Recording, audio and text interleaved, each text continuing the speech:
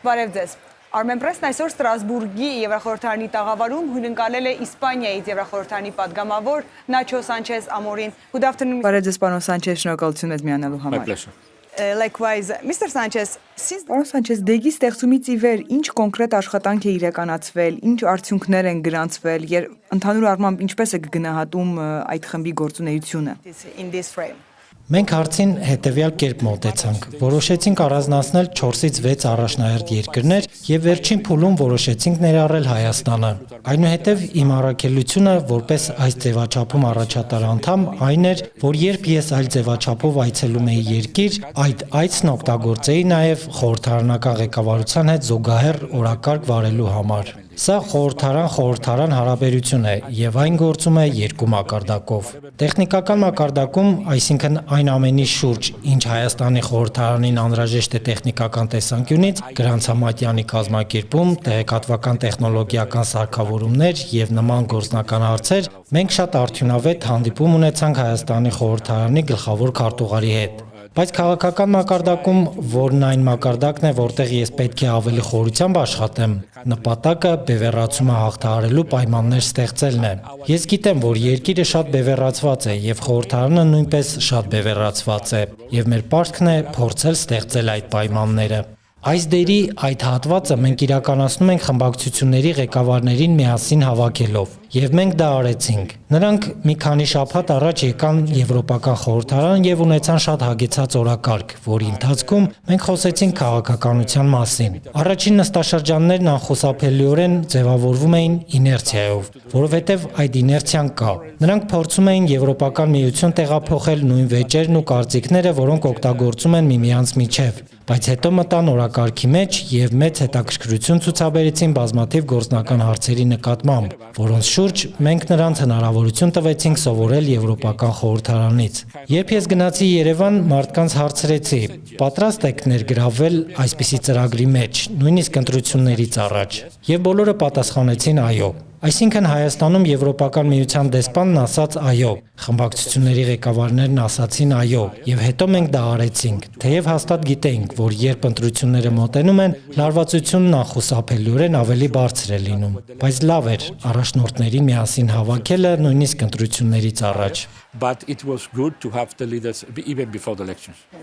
Well, since Armenia has Քանի որ Հայաստանը ընդգրկվել է դեգում, արդյոք կարելի է ակնկալել, որ հաջորդ քայլը կլինի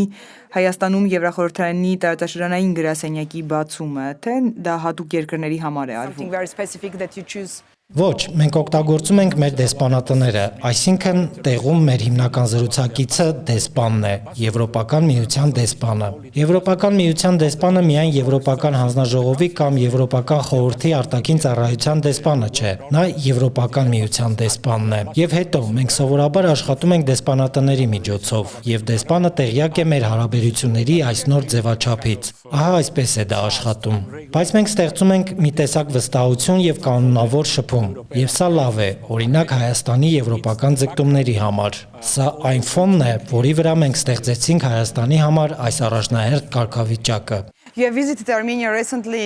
last year. Նախորդ տարվա վերջին Եվրանեստի նիստը տեղի ունեցավ Երևանում, իսկ այս տարի սպասվում է Հայաստան ԵՄ առաջին գագաթնաժողովը։ Ինչպես է գնահատում Հայաստան-Եվրամիություն հարաբերությունների ներկա դինամիկան եւ առաջիկա հեռանկարներն առհասարակ։ The EU. I think it's very positive because we have been, let's say, answering a request. Կարծում եմ դա շատ դրական է, որովհետև մենք այսպես ասած արձագանքել ենք հայկական իշխանությունների եւ կարծում եմ նաեւ հասարակության կողմից Եվրոպական միությանն ավելի մոտենալու խնդրանքին։ Դա հաստատ այդպես է, եւ մենք շատ բարձր ենք գնահատում այս քաղաքականությունը Եվրոպական միությանը մոտենալու ուղղությամբ, ոչ միայն կառավարության, այլև հասարակության կողմից։ Այնուհետև մենք ուսումնասիրում ենք բոլոր ձևաչափերը, հանձնակատարների այցեր, կապակցվածության հարցեր, օրակարգի ցանկացած այլ մաս։ Ուսումնասիրում ենք նաև, թե ինչ կերպ Եվրոպական խորհրդարանը կարող է օգնել Հայաստանի խորհրդարանին, փորձելով հաղթահարել այս վիճակը։ Ինչ վերաբերում է այն փաստին, որ այս գործունեությունները սկսվել են ընտրություններից առաջ, ես կնախընտրեի, որ գագաթնաժողովը չլիներ ընտրություններին այսքան մոտ։ Դա իմ որոշելիքը չէ, բայց հաստատ պետք է զգույշ լինեն, որպեսզի Հայաստանում դա չընկալվի որպես այս կամ այն թեկնածուին աջակցություն։ Եվ իհարկե, ընտրություններին այսքան մոտ գագաթնաժողով ունենալը վարչապետ Փաշինյանին հարթակ է տալիս հանրության առաջ բարենպաստ լույսի ներքո ներկայանալու համար։ Բայց Եվրոպական հանձնաժողովի օրակարգը որոշել է իմ լիազորությունների շրջանակում չէ, եւ նրանք որոշել են դա անել մայիսին։ Ես պարզապես բոլորին զգուշացնում եմ զգույշ լինել, որպեսզի չներքաշվեն ներքին քաղաքական դաշտ։ Not to be involved in the domestic arena. Because you mentioned the elections, did you Հայաստանում սպասվող ընտրություններին ընթരാճ արդյոք դիտորդներ ուղարկելու հրավեր ստացել եք, եթե այո, ապա արդյոք մեծ պատվիրակություն կլինի, դուք ինքներդ կմասնակցեք։ I don't know. We have to decide. There is a Չգիտեմ, մենք պետք է որոշենք, կա որոշման համակարգ, քաղաքական խմբերի միջև հերթականությամբ եւ այլ սկզբունքներով։ Կարող եմ պատկերացնել, որ իմ գործընկերների կողմից մեծ հետաքրքրություն կլինի, բայց վստահ չեմ, պաշտոնապես ստացել ենք հրավերը, թե ոչ, բայց հաստատ հրավերը լինելու է։ Հայաստանը ոչ միայն առաջնահերթ երկիր է, այլև այն երկրներից մեկն է, որոնց համար մենք առաքելություն ենք նախապատրաստում, եթե հրավիրվենք, բայց վստահ չեմ, թե այս պահին պաշտոնապես ստացել ենք հրավերը։ There's a subject Բաքվում ապօրինաբար պահվող հայ գերների անհապաղ ազատ արձակման պահանջով տարբեր հարթակներում բազմաթիվ բանաձևեր են ընդունվել,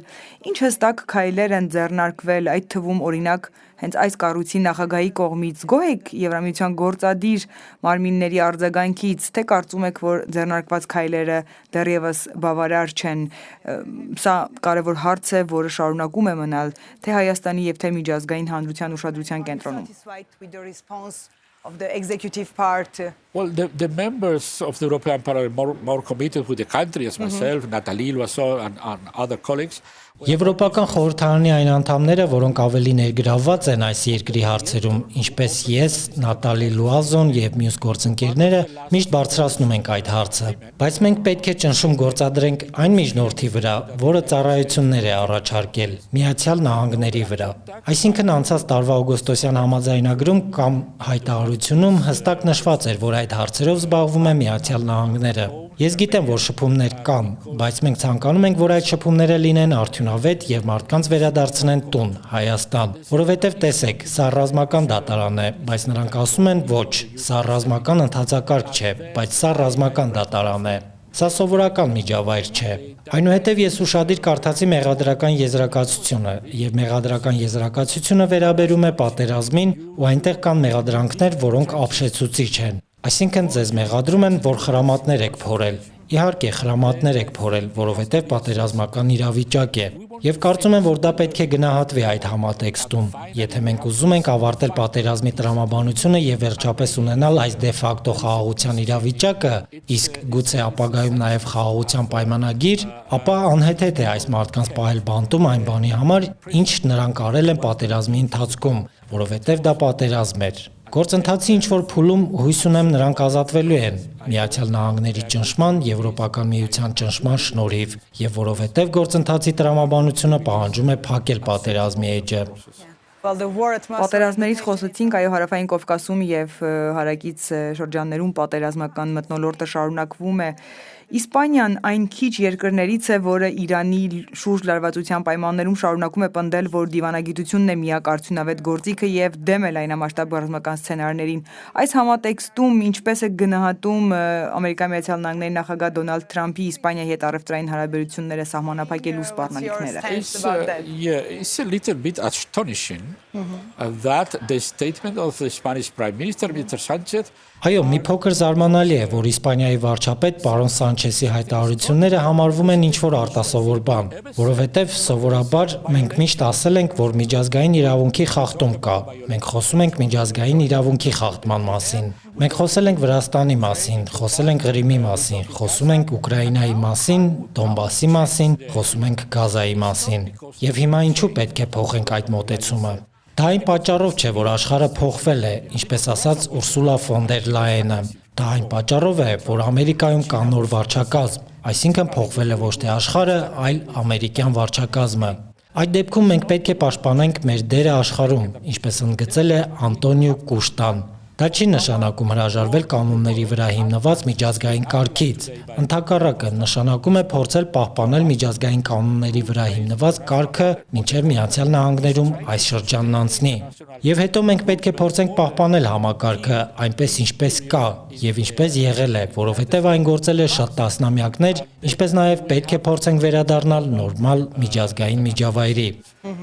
Last but not least, Հայաստան-Թուրքիա հարաբերությունների կարգավորման գործընթացում առանցքային հարցերից մեկը շարունակում է մնալ սահմանների բացումը, սակայն մինչ այժմ այդ ուղղությամբ առաջընթաց այդպես էլ չի արձանագրվել։ Ըստ ձեզ որտեղ է հիմնական խոչընդոտը, ինչու այդ սահմանն այդպես էլ չի բացվում,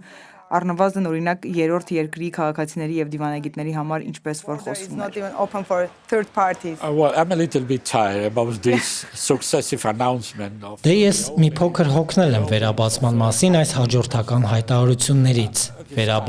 Վերաբացում երրորդ երկրների քաղաքացիների համար եւ այլն։ Ես պարզապես հոգնել եմ։ Խնդիրն այն է, որ Թուրքիան որոշել է իր արտաքին քաղաքականության այս հատվածը հանձնել Ադրբեջանին։ Ինձ համար զարմանալի է, որ կարևոր տարածաշրջանային ուժը, ինչպիսին Թուրքիան է, որոշել է, որ իր արտաքին քաղաքականության այս մասը իր սեփական վերահսկողության տակ չէ, որ դրա տերը Բաքուն է։ Ինձ համար բավական տարօրինակ է հասկանալ, որ Թուրքիան պարծենալով իր հզոր դիրքով իր արտաքին քաղաքականության մի մասը զիջում է մեկ այլ հարևանի։ Նույնիսկ եթե ես հասկանում եմ այդ մերձությունը, մեկ ազգ, երկու պետություն նարատիվը։ Բայց արդյունքում դուք հայտնվում եք մի իրավիճակում, երբ չեք կարող կատարել ձեր պարտավորությունները սահմանի բացման վերաբերյալ, որովհետև որոշել եք ձեր քաղաքականության այս մասը պատվիրակել երրորդ երկրի։ Սա մեծ հարց է, եւ սա է մեծ խնդիրը։ Ես դա չեմ հասկանում եւ չեմ կիսում։ Կուզենայի, որ Թուրքիան իսկապես կատարեր սահմանի վերաբացման վերաբերյալ այս հաջորդական հոգնեցուցիչ պարտավորությունները։ In the successive tiring commitment about the reopening. Thank you very much. Շնորհակալություն մեզ միանալու համար։ My pleasure. Thank you.